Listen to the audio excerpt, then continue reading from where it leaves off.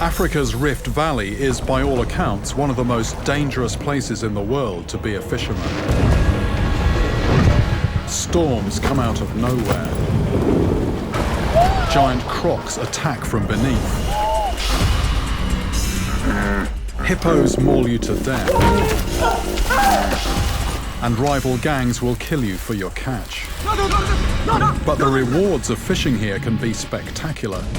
There are reports of rare but very real giants living here. So I've decided to head to one of the deadliest fishing spots in the world, as it may be my last chance to catch this massive river monster. This could be my most dangerous mission yet.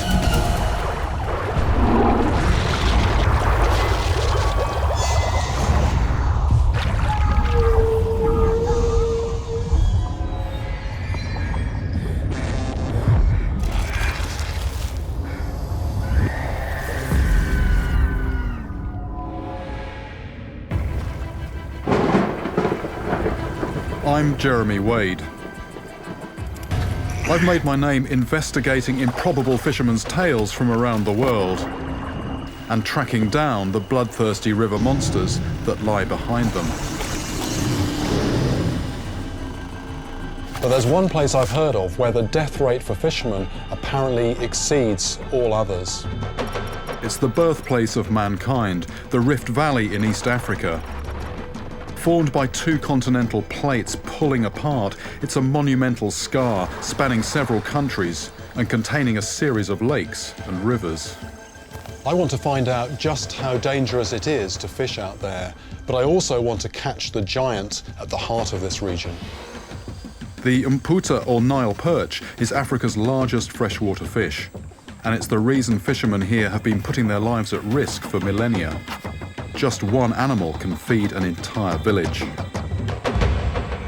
This fish can apparently reach weights in excess of 400 pounds and measure over 6 feet long.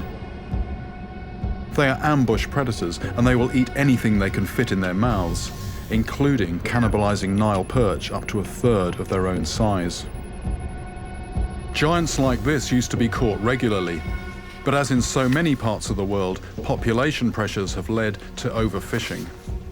I thought all the big ones had long gone, but just a few months ago I received some pictures that suggest there are monster Nile perch still out there.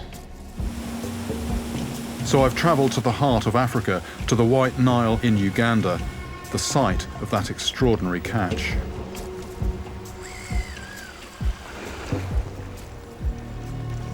I'm actually now fishing in the very spot where the largest ever Nile perch, which was accurately weighed, was caught on a rod and line. This fish weighed just slightly under 250 pounds and was almost 7 foot long. Unfortunately though, that fish was actually attacked by a crocodile and it didn't survive its wounds, so that fish is no longer in this river. But it's quite possible there could be others the same size or maybe even bigger.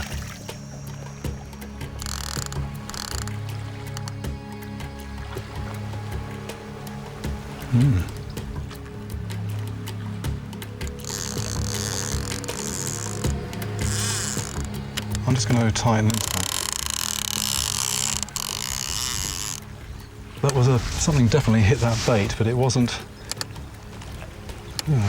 particularly confident. It ripped a couple of feet and then stopped. Oh.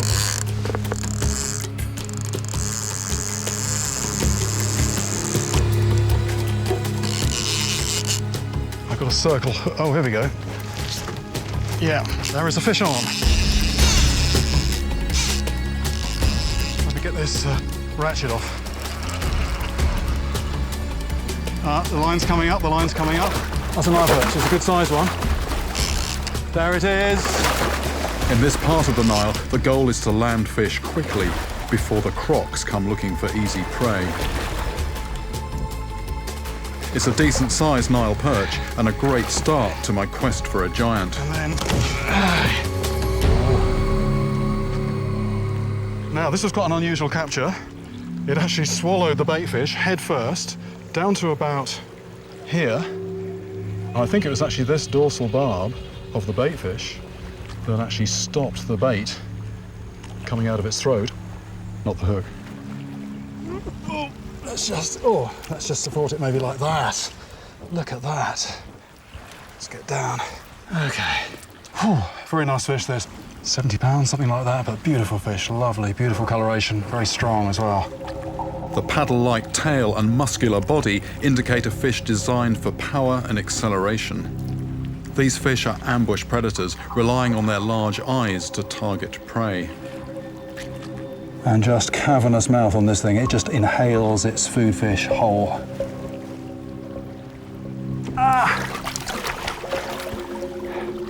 I've got to let this fish recover before I let it go, and that means exposing myself to a potential croc attack. But out here in the middle of the river, it's my only option.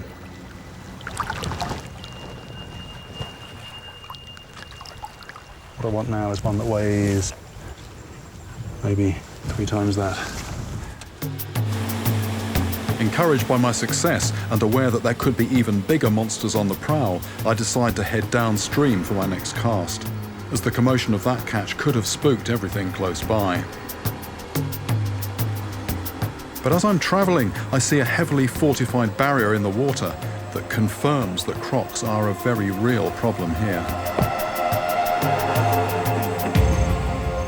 This is protection from something in the water? It is like a crocodile. These villagers risk their lives simply collecting their day's supply of water. This is a serious barrier, and it's pretty solid. There's not much in the way of sort of spaces between there, and that is to stop crocodiles taking people when they come down to collect water. So this is a very definite sign that the people here take them very, very seriously indeed. I mean, on this piece of river, have there been people killed by crocodiles? Yeah. It was a local fisherman who lost his life, and apparently this is not uncommon. Nile crocodiles are thought to kill hundreds of people every year, making them responsible for more fatal attacks on humans than lions, bears, and sharks combined. Maybe I was a bit foolhardy holding that fish in the water. The locals certainly don't seem to be taking any chances. But it's not just creatures in the water I have to look out for.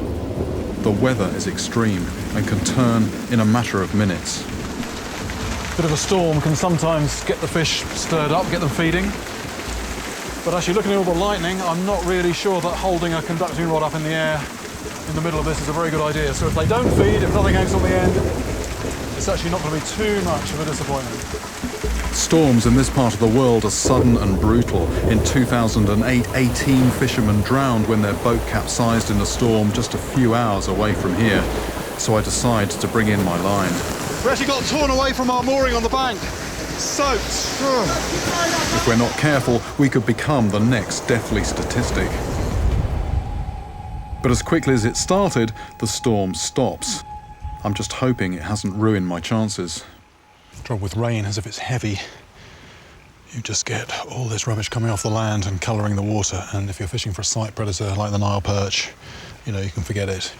Luckily, I've got a little bit of a clear patch here next to the bank, but it's actually colouring up as I speak. If more runoff comes from the land or if it rains more, it could just put an end to the fishing for me.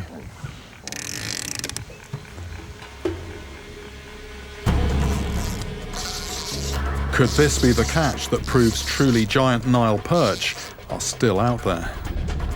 That is definitely a fish. The trouble is over there, there's a big storm coming in with lightning coming down. The storm seems to have swung back around, and this is exactly what I didn't want. My carbon fibre rod in the air like a lightning conductor as the wind picks up. An incredible 10,000 people are killed by lightning strikes worldwide every year, and Uganda is known for having the highest frequency of thunderstorms anywhere in the world. That's a catfish. It looks to be quite a good-sized catfish. I've got to land this fish before the storm returns.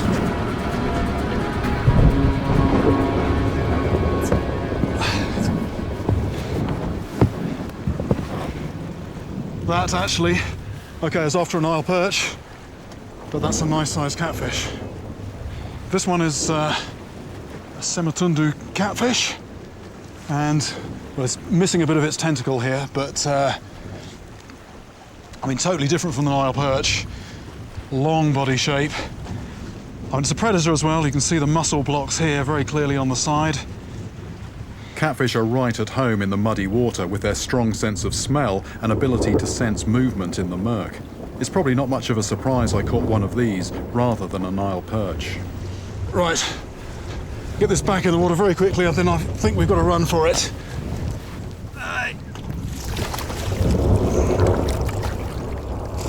Oh. I don't want to be caught in another lethal storm, and besides, this river is rapidly turning to mud. There's no way I'll be catching a sight feeder like the Nile perch for at least a few days. So I decide to head up the White Nile to its source at Lake Victoria.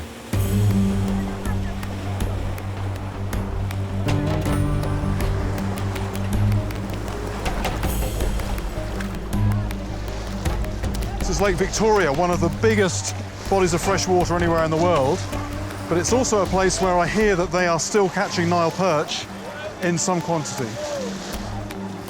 It seems like a calm and tranquil lake, but my complacency is about to be rocked.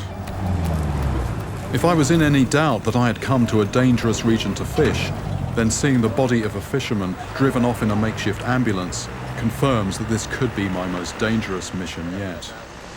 This just actually goes to show just how regular accidents are with the fishermen.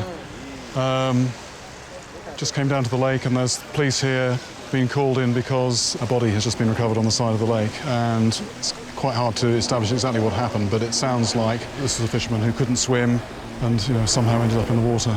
But this is a very big body of water, so I mean, it's like fishing the sea out here. So in a way, it's not surprising, and the people go out in very flimsy boats. Just another example of the dangers and also how common accidents can be. Maybe the fisherman got caught up in the storm that I just avoided. It's pretty sobering to see how little fuss his death has caused.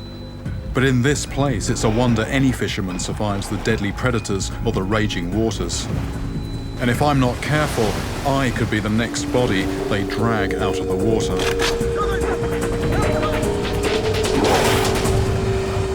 Despite the risks, I've got to stick to my goal, proving that there are still monster mputa or Nile perch out here, and that I can survive catching them where they live, in the oldest and perhaps most dangerous fishing region in the world. I've come to Lake Victoria in the African Rift Valley to prove that there are still monster mputa or Nile perch out here.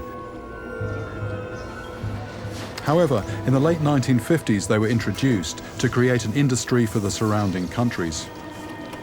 And in just a few decades, they took over, outcompeting the native fish species and reaching enormous sizes, as they were without any real natural predators. This fish was apparently 340 pounds, but it was caught some 5 years ago, and the locals haven't seen anything as big since. However, with the lake covering 26,000 square miles, I reckon there could still be some giants that have stayed hidden. This is an inlet of Lake Victoria. Here they are actually catching Nile perch, and not just a few. I mean, it's serious quantities. This boat is just full of them, just one after another after another. But none of them are the giants that I'm after. In the boat. A quick chat reveals that this ice boat collects the fish netted by a fleet of some 30 small fishing vessels. This is fishing on an industrial scale. This boat's been out for 3 days apparently, and there's 3 to 4 tons of fish in here. It's a lot of fish. I've been invited behind closed factory doors to see the Nile perch industry in action. It provides thousands of jobs to the area, and it earns over $200 million in revenue every year. This is the reason truly giant Nile perch are so rare these days. So apparently there's about 10 to 12 tons of processed fish leaving this factory every day, which is just, a huge amount. I mean, quite mind-boggling, particularly when you consider it's a freshwater fish. Well, certainly impressive quantity of fish coming out of the lake. But one thing that really struck me is that the big ones, just really few and far between. Just trying to do a bit of the maths, and I reckon I'd have to plough through something like 1,000 fish that size to have even half a chance of getting something half decent. So I'm going to have to try and find a place where they don't have such intensive commercial harvesting. I decide to head further up the Rift Valley to Ethiopia, as the fishing there is far from industrial.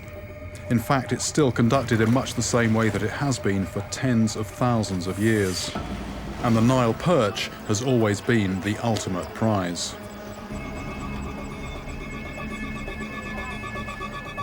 Ethiopia is one of the oldest and richest cultures in the world.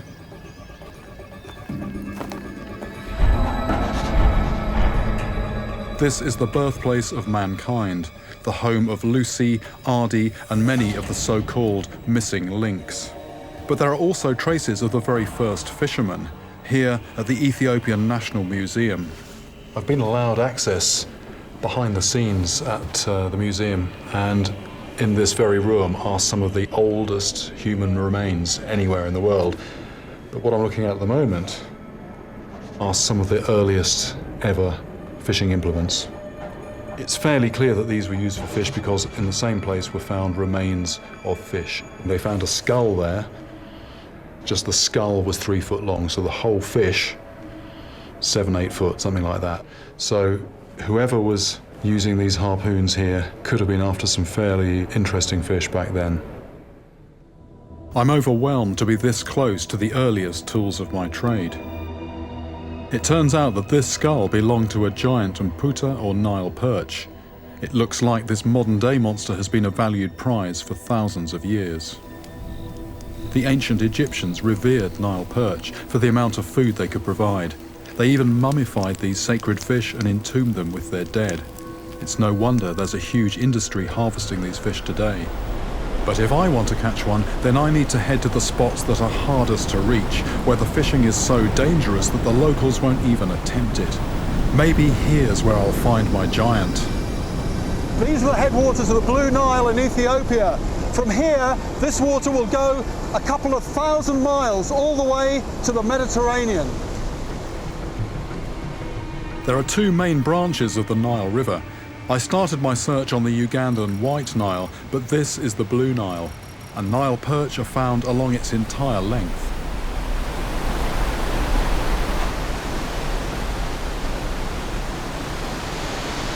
These falls are known locally as Tisisat, which translates as the water that smokes.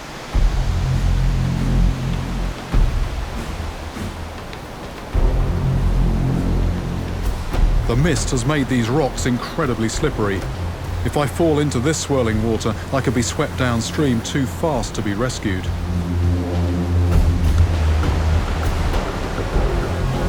There's definitely no commercial fishing here, so maybe at these falls I'll catch my monster.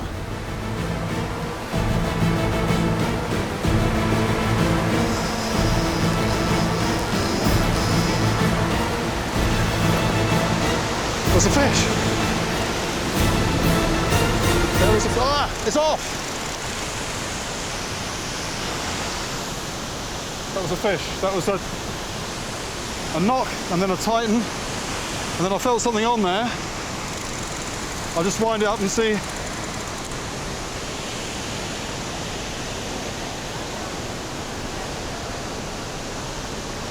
I can't actually see any signs there. Tooth marks or anything like that, but there was definitely something on there. I think I should lob that out again ASAP. I continue fishing for another few hours, but whatever that was lurking in this pool, it seems to have been spooked. And it didn't feel like the giant I'm after, so I decide to move on. I head south to another lake, as I hear big Mputa are the villagers' target species. Fishing techniques here have remained pretty much the same for thousands of years. Maybe if I leave my high-tech equipment behind for now and join these fishermen, they'll share their secrets of where they catch their fish. This is Lake Chamo in Africa's Rift Valley. And just looking around today, even in the 21st century, this place has the look of somewhere that could hold a real serious monster. Lake Chamo is in the south of the Ethiopian Rift Valley, and it is known for the size of the beasts that live here. And these beasts aren't just fish.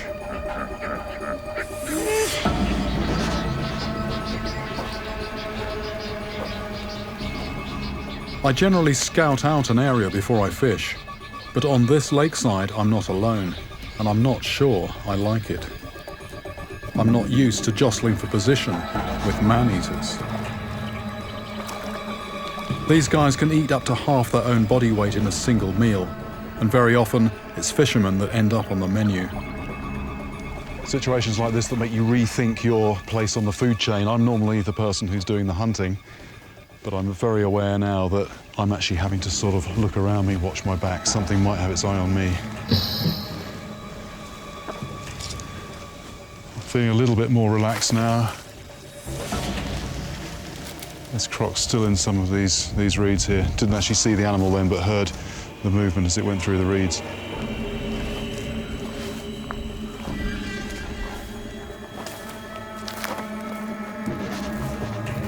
It seems like the big Nile perch are only going to be found where the dangers are high. I'm hoping to get some survival advice from a group of fishermen camped out on the lake shore. So why is it off the ground? Why have you got it raised up off the ground? So I mean, one reason it's off the ground is just to keep them dry, but there's also just a real menagerie of animals that's active at night. They say, you know, even pythons will come and sort of snuggle up to you if you're lying on the ground. Just last year, a man was nearly killed by a 13-foot python. He only escaped by using his cell phone to raise the alarm. So you actually live here all the year round? It very much is, you know, a very hardcore way of life, this. It is set apart from the rest of society, but I think quite a few people here have got rather shady pasts and, you know, they can't really go back. So that explains why they do live on the edges, this very basic existence, and putting up with the very real dangers that do go with this way of life. It's a fairly lawless society down here by all accounts, and I'm not exactly comfortable in their presence. Apparently some of these men are wanted by the police for crimes that include murder. This man tells me that not long ago he was out fishing with a friend when he was attacked by a rival gang. Conflict like this has been going on for centuries.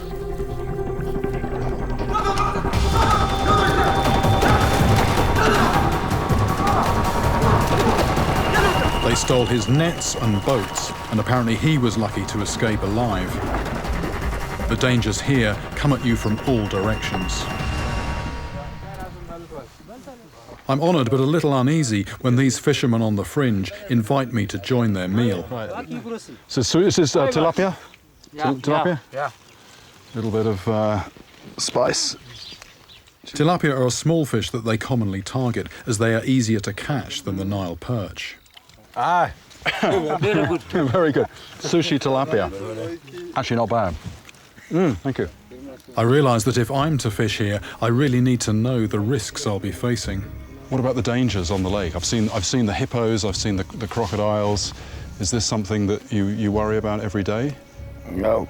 Most of these animals, the hippos and the crocs, will be close to the shore. That's the dangerous area. So what they do is they deploy their nets out in the middle of the lake in the deeper water, but obviously they've still got to go through the shallows on their way back. But they say even so, you know, there are people who've worked with them in the past who have been killed by both hippos and by crocs.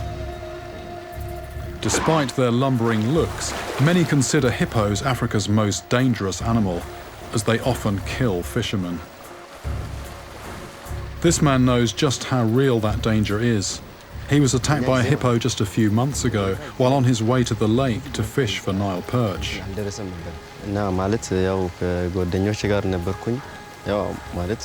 Altai was walking with his nets along a path, and then he noticed a hippo. And when he saw the hippo, he called out, and his friend ran off. And at that point, the hippo charged him. And the next thing that happens is that the hippo is goring him in the side of the chest. The hippo has these two sharp tusks on the lower jaw, and apparently was spearing him with these tusks, and in the process of that actually flipped him over onto his back. And he basically just thought he was going to die, and he was praying for it to stop. He was praying that he would survive this somehow. It appeared that his prayers had been answered because actually the hippo stopped goring him and started moving off towards the lake, towards the water. Shortly after that, his friend actually came back and found him. What injuries were you left with after this? Can you show your... This horrific wound on the chest here, apparently there were 3 ribs broken and with, bits of rib actually visible sticking out. And likewise, the wounds on the leg, there was a flap of skin hanging out.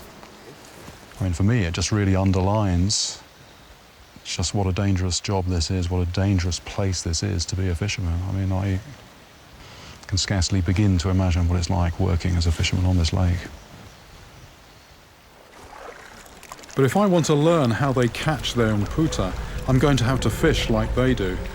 So I head out with one of the guys to check their nets.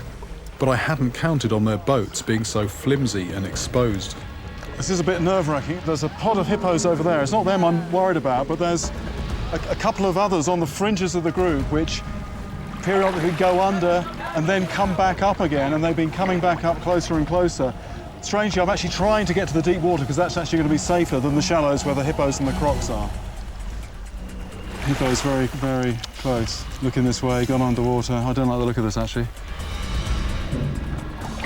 After what I've just heard, I want to stay well clear of these hippos.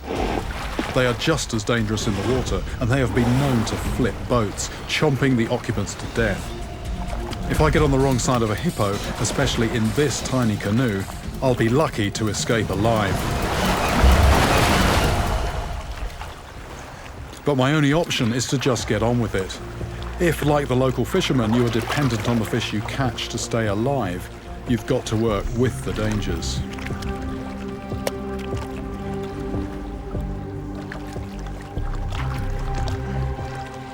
Bit of a ropey old net, this. Looks like a few crocs and hippos have actually gone through this. I think it's quite good actually having something to do while I'm out here rather than just drifting on this water. The thought of what's down there, the crocs and the hippos down there. Oh, there's a fish already. So this is the tilapia. This is what the fishermen mostly catch, or what they catch in numbers in these lakes. And they don't run to a great deal bigger than this. Spiny dorsal fin, lovely bluish coloration there. Yeah, just very pretty. But the reason they're catching them is they are very, very good eating, which is what's going to happen to this one. The rest of the net doesn't yield any more fish, let alone a Nile perch. But apparently they are out there, and they are the prize that makes facing the unseen dangers worthwhile. The fishermen on this lake are proving to be some of the bravest people I've met. However, in his pursuit of fish, this guy has pushed his luck to the limit. This is actually quite a story. He'd earlier seen a crocodile in this area, and what he'd done, he'd thrown stones at the crocodile to make it go away. And he just saw the crocodile sink. He assumed then that it was actually, safe to go in the water.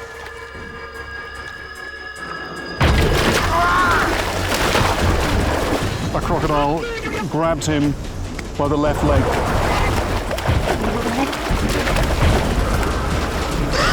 What crocodiles do, they try and pull you into deeper water to drown you. That's how they kill you before they then, dismember you later on.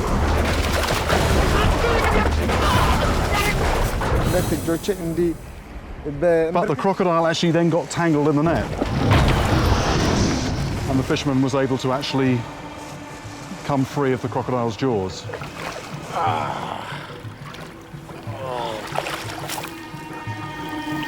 But you said there were 2 times, another time also, a crocodile attack?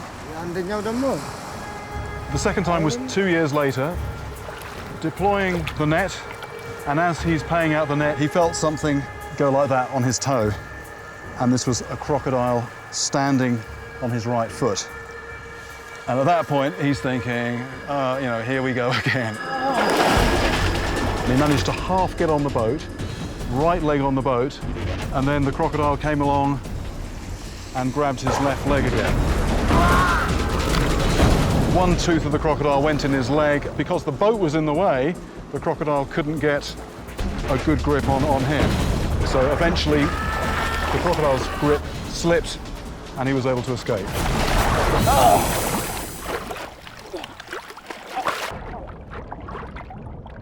And I'm thinking this is a very lucky guy. I mean, he probably doesn't feel he's very lucky to have this happen to him twice, but the fact that he's escaped twice from the jaws of crocodiles, that is absolutely impressive by anybody's standards, and I'm really glad I don't have to earn my living fishing from this lake.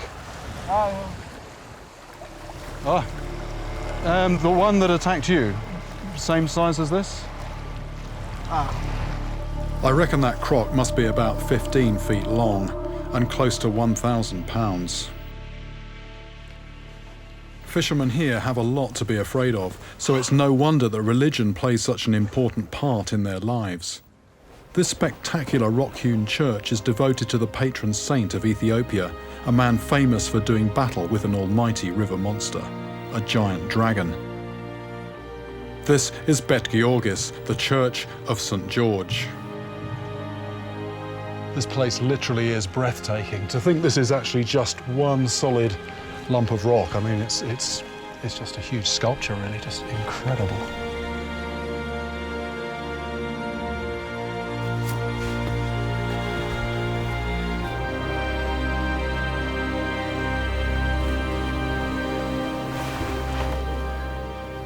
This is a classic picture of St. George on his horse, the dragon lying dead or dying on the ground. Oh, it's very, very clear from here that so important is he to the people here that there are even people who believe that this story of George and the dragon actually happened here in Ethiopia. If St. George did kill a dangerous Ethiopian dragon, then it's no wonder the locals revere him. But as I walk through the nearby town, I realise just how significant he is to them. St. George is so important here in Ethiopia that the 23rd of every month is St. George's Day. And here at another church devoted to St. George, you get these crowds of people coming in to worship. As I wait for the Mass to finish, a man seemingly kitted out as St. George himself arrives.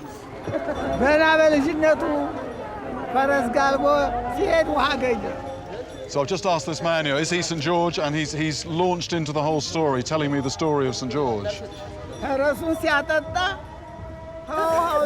Apparently, at some point in the distant past, human sacrifices were made to appease a dangerous dragon that lived in a lake near a village. Eventually, it was the turn of the chief's daughter. But before she was devoured, a knight arrived to slay the dragon and save the princess. This man was St. George.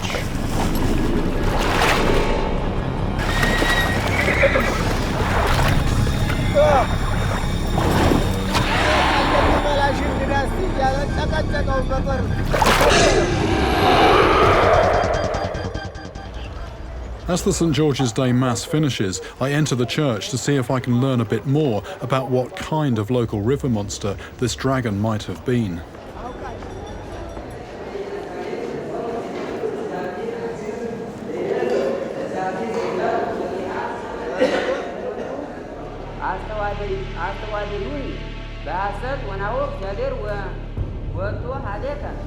Well, this is the classic picture of St. George on his horse, dragon slain on the ground, and the princess, the maiden, looking on. Very, very detailed rendition of the dragon. It's got pretty nasty looking teeth, a forked tongue, and these wings with little claws almost on the edge of the wings. It seems like the dragon is a composite of all the most deadly animals that are found here in the African Rift Valley. Even my Nile perch is represented by the wings of this beast. The continuing strength of this legend underlines how the people here have been battling creatures in the water for generations, and they love a hero who can defeat them. I come across one man who took on perhaps the most feared animal here when he was attacked by a crocodile. However, this time the croc didn't leave empty-handed. You know, not only did the crocodile actually make off with his foot, it had done so much damage to his lower leg that his leg was actually amputated above the knee. Unbelievably, I mean, he still fishes. As this picture here proves, he still goes out with just one leg, fishing in the very same lake where he had that encounter. He has a family to feed, so he has to keep facing the dangers. But he's not fished this long without learning a thing or two. So this tilapia in the picture, very interesting. He actually used that as live bait for Nile perch. He knows where the Nile perch are. He could tell me possibly the places to go and maybe the places to avoid. I think, you know, this could be a very useful lead.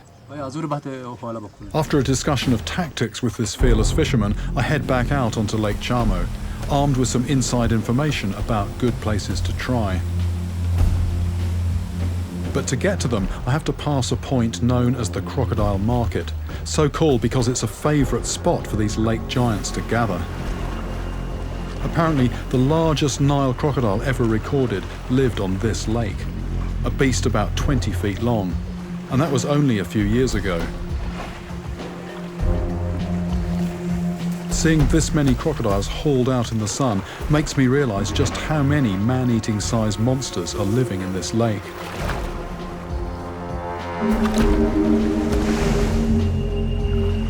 Just the size of some of these creatures, just enormous. I've never seen so many big crocodiles in one place before. And as they sink back into the water, I can understand why they say it's the croc you don't see that will kill you.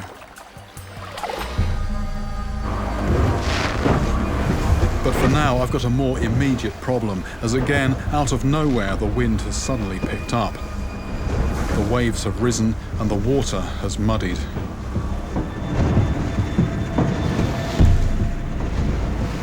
I think if ever there's a deadly place to fish, either on rivers or in the sea, this is it.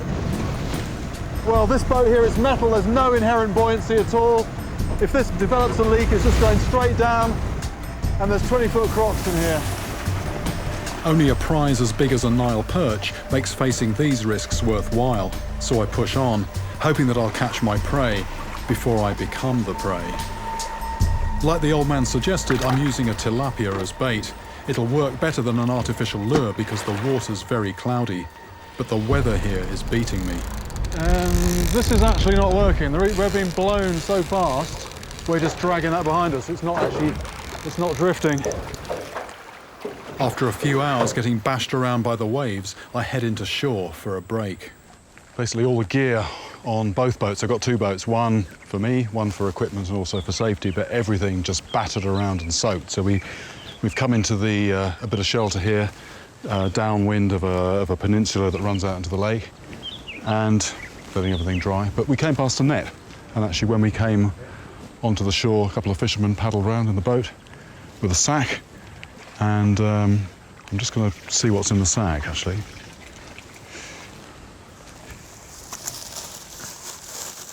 Oh, I actually thought there might have been a few fish in there. That's just one fish. It's a Nile perch. Not so easy to recognise when it's just the meat, but actually you can see the shape of the fish from this fillet here. Very deep-bodied, white flesh, some red muscle on the outside, but you know, very prized for its eating. Looking at that, you know, the tail is going to end about here. The head is about here, which, you know, that translates into a fish that's sort of 3 or 4 foot long. So I'm guessing that's going to be a good 50 pounds, something like that. And you catch on a hook or nets? So fairly industrial fishing methods, about sort of 70 or 80 yard long net and going down about sort of 6, 7 foot. So that was put out last night. They checked it today and this was the result. You know, one fish, but a very nice sized one. Apparently this was caught from an area near here where the bottom is quite rocky. Now that's quite a good sign, because everywhere I've been to so far the bottom has been very, very smooth, very level, and it's interesting that this fish was caught in a place where there's a little bit of, you know, underwater ups and downs. I try my luck at the spot they mentioned, a rocky outcrop in the lee of an island. Nile perch love having cover to ambush their prey from, and the underwater ridge here could be perfect for them. But despite fishing here for several hours, nothing takes. Over the next few days, I fish a variety of locations, but it just seems that either the fish aren't here, or others have gotten here first. So this net is definitely designed to catch Nile perch. Looks like I've got some serious competition here. Eventually, I have to admit that this lake is defeating me. I've seen how determined the fishermen are here, and they've been harvesting these lakes for thousands of years. I'm beginning to wonder if the Nile perch here have been overfished too. It's a bit disappointing having to leave these lakes without having caught anything. I've seen plenty of monsters, but not the one that I want. I think if I stayed here long enough, I might catch something, but life is too short for that. I think I'm going to have to go to one of the other Rift Valley lakes. I have no choice but to head to a place that is truly out of reach of fishermen. Not only is it illegal to keep fish that are caught here, but few local fishermen are willing to test its spectacular natural defences. This is Murchison Falls in Uganda. I've seen how people in the Rift Valley fish some pretty extreme, dangerous water conditions, but I can't imagine anybody fishing here. So I'm thinking that maybe at the bottom of these falls could be the place where I'm going to catch my monster Nile perch. The water at the bottom of these falls is known as the Devil's Cauldron, and it's where I'm about to meet my river monster.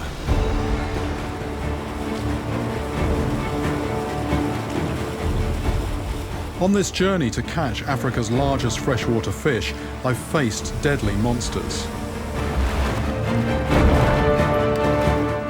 Encountered fearless fishermen who have courted death. And I've braved storms and lethal conditions in what is surely one of the most deadly places in the world to be a fisherman. Yet the giant at its heart has so far eluded me. As I make my way up to the falls, my anticipation is mounting. I'm just approaching what looks like smoke there, but that is the spray that is being thrown up by the Murchison Falls. And the thought of the size of some of the fish that are down in this churning water, you know, starting to get a bit of a flutter. It's really quite frightening, the thought of hooking a big fish in this water. This could be my best and perhaps last chance of catching a monster. This big eddy behind me is called the Devil's Cauldron. Now that sounds very melodramatic, very over the top, but you know, words almost don't do justice to this place. When you're down at water level, you know, just a huge push of water coming through. Apparently 300 tons every second coming through that crack there. Now, this is very hostile water, and for the local fishermen with their methods, you know, it's not going to be easy to fish here. If you're fishing nets or long lines, you know, that kind of fishing involves getting in the water very often. There are crocs in here. This water is very, very strong.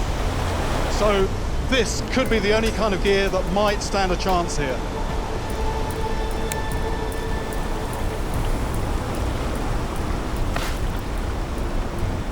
I've got to watch my footing. If I fall in, I'll be sucked to the bottom of this churning water in seconds.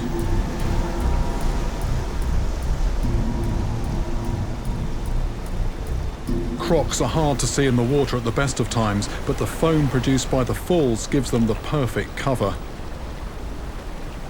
This could be my most dangerous fishing location yet. Anything takes that bait, it's a large bait, it's going to be a serious sized fish.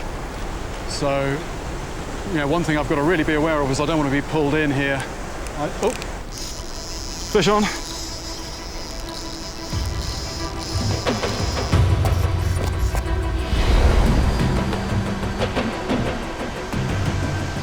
Went a bit slack then, but the water is just moving around so much, it's actually gone in some of the water that's coming towards me.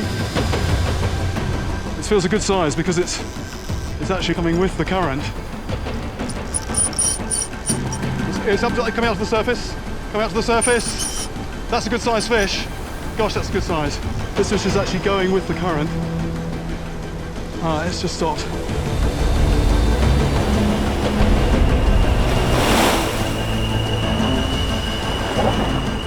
There it is, on the top, on the top, on the top.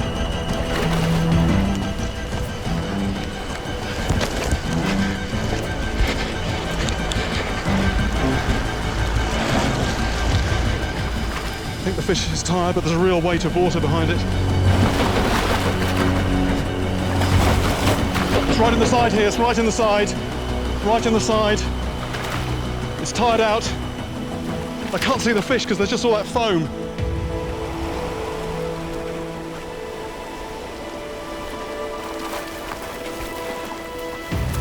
How about that? How about that?